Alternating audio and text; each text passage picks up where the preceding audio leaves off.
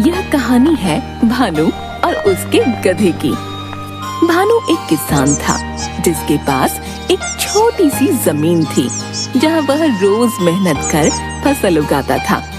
भानु के पास खेती करने के लिए एक गधा था जिसका नाम था चेतक। चेतक खेत में हल चलाता था। दिन भर की मेहनत के बाद भानु चेतक के पास बैठकर बातें किया करता था।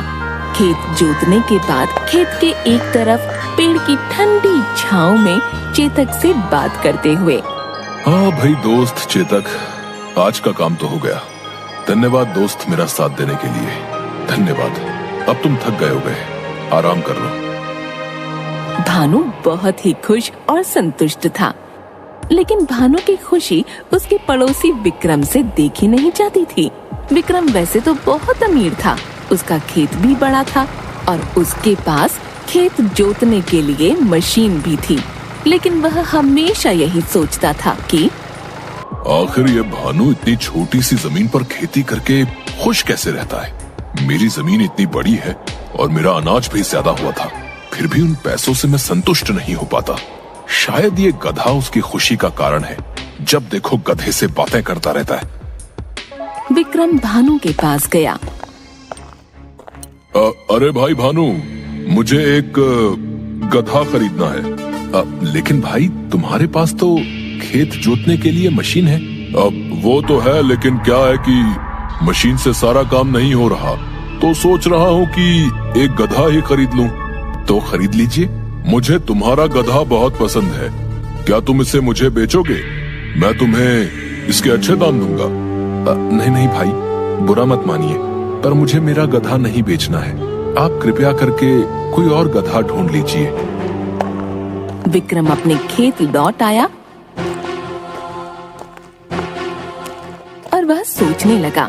हो न हो उसके गधे में ही कुछ बात है जो भानु इसे बेचना नहीं चाहता, लेकिन मैं तो इसके गधे को पाकर ही रहूंगा। अगर इसकी जमीन ही नहीं रही तो ये खेती कैसे करेगा और अपना गधा मुझे बेच देगा। उस रात विक्रम ने छुपकर भानु के सारे खेत जला दिए। अगले दिन जब भानु ने अपने खेत देखे तो वह फूट फूट कर रोने लगा। हे भगवान, ये क्या कर दिया?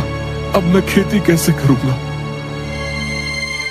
विक्रम भानु की ऐसी स्थिति देखकर बहुत खुश था। अब आएगा ऊंट पहाड़ के नीचे। देखता हूँ अब अपने प्यारे गधे को ये कैसे नहीं बेचता है। विक्रम नाम है मेरा, विक्रम। कुछ दिन बीत चुके हैं और भानु अपने पास जमा सिक्के गिन रहा है। मेरे पास तो सिर्फ 15 ही चांदी के सिक्के हैं। इससे तो सिर्फ कुछ समय और मेरा घर चल पाएगा। मुझे चेतक को बेच देना चाहिए। उसका नया मालिक उसे भरपेट खाना तो खिला पाएगा। ऐसा सोच भानु चेतक को लेकर बाजार की ओर निकल पड़ा। भानु के हाथ में सिक्कों की पोटली थी। कुछ समय चलने के बाद भानु ने सोचा, मेरे पास सिर्फ 15 चांदी के सिक्के हैं। अगर ये भी कोई लूट ले तो मेरे पास कुछ नहीं बचेगा। बेहतर ये है कि मैं इस पोटली को चेतक के गले में बांध दूं। भानु ने सिक्के की पोटली चेतक के गले में बांध दी। कुछ दूर चलकर भानु एक ढाबे पर रुका। उसने वहाँ कुछ खाने का निर्णय लिया और चेतक को बाहर एक पेड़ से बांध दिया।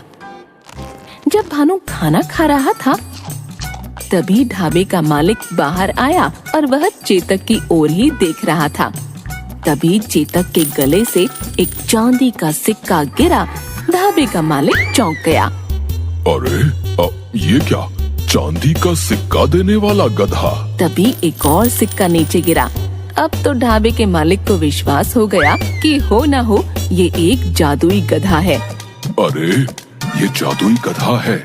शायद इसके बारे में इसके मालिक को नहीं पता। भानु चेतक के पास पहुंचा और चेतक की रस्सी खोलने लगा। तभी ढाबे का मालिक भी वहां आ गया। अब क्या आप ये गधा बेचना चाहते हो? हाँ श्रीमान, बेचना तो है, पर बहुत प्यारा है मुझे ये। मेरा सुख दुख का साथी है, पर मजबूर हूँ। क्या आपको ये खरीदना है? अब हाँ, क्यों नहीं।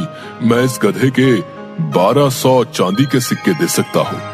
क्या 1200 चांदी के सिक्के? हाँ हाँ, दे दीजिए। ठीक है, मुझे सौदा मंजूर है। भानु को गधे के बदले 1200 चांदी के सिक्के मिले। सिक्के लेकर भानु मंडी गया और उसने 4 भैंसें खरीदी। भानु बहुत खुश था। वह भैंसें लेकर गांव लौटा। भानु ने भैंसों का तबेला खोल दिया और दूध का व्यवसाय करने लगा। धीरे धीरे भानु अमीर हो गया और उसका पड़ोसी ईर्ष्या के मारे मरा जा रहा था।